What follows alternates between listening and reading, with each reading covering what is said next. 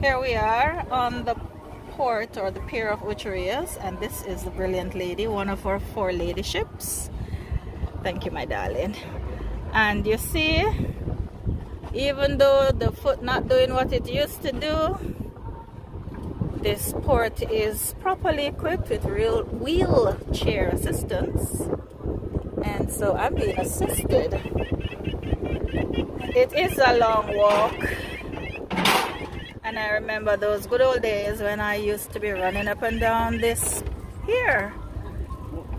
But I guess age has its drawbacks, and so adequate preparation. It's nothing about age, I apologize. It's not age, it's health.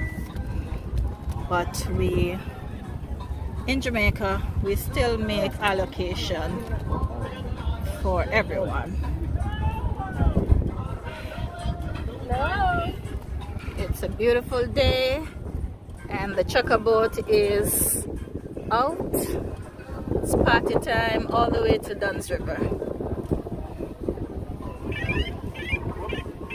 And I have a treat for all of you because we are seeing D-Dak today.